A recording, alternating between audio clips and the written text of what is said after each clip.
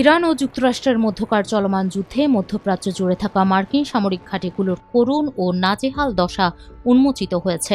মার্কিন সংবাদ মাধ্যম এনবিসি নিউজের এক প্রতিবেদনে বলা হয়েছে, মধ্যপ্রাচ্যের মার্কিন ঘাঁটি ও সামরিক সরঞ্জামগুলোতে ইরান যে পরিমাণ আঘাত এনেছে তা প্রকাশ্যে স্বীকার করা তথ্যের চেয়ে অনেক বেশি ভয়াবহ।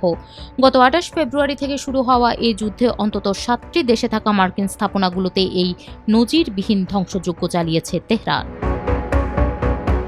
প্রতিবেদনে বলা হয়েছে, ইরানের হামলায় মার্কিন গুদামঘর, কমান্ড সেন্টার, বিমান রাখার হ্যাঙ্গার, স্যাটেলাইট যোগাযোগ ব্যবস্থা, রানওয়ে, রাডার স্থাপনা এবং বেশ কয়েকটি বিমান ব্যাপকভাবে ক্ষতিগ্রস্ত হয়েছে।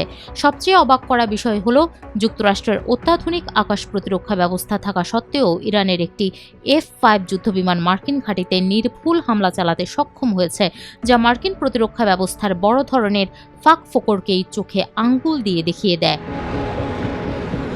তবে এই ক্ষয়ক্ষতির প্রকৃত মাত্রা এখনও জনসমক্ষে প্রকাশ করেনি পেন্টাগন।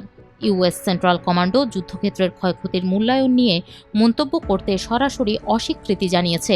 এতে পেন্টাগনের শীর্ষ কর্মকর্তাদের ওপর চরম ক্ষুব্ধ খোদ রিপাবলিকান আইন প্রণেতারা। এক কংগ্রেসনাল সহযোগী ক্ষোভ প্রকাশ করে বলেন, কেউ কিছুই জানে না। আমরা সপ্তাহের পর সপ্তাহ ধরে বিস্তারিত তথ্য চাইলেও তারা কিছুই বলছে না, অথচ পেন্টাগন ঠিকই রেকর্ড পরিমাণ বাজেটের দাবি করে যাচ্ছে।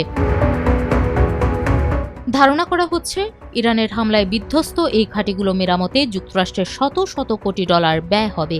এই বিপুল আর্থিক ক্ষতি এবং মার্কিন সেনাদের নিরাপত্তার চরম ঝুঁকি বিবেচনায় নিয়ে ইরানের এত কাছাকাছি মার্কিন সামরিক ঘাঁটিগুলো টিকিয়ে রাখা আসলে কতটা যৌক্তিক তা নিয়ে ওয়াশিংটনে নতুন করে তুমুল বিতর্ক শুরু হওয়ার প্রবল আশঙ্কা দেখা দিয়েছে।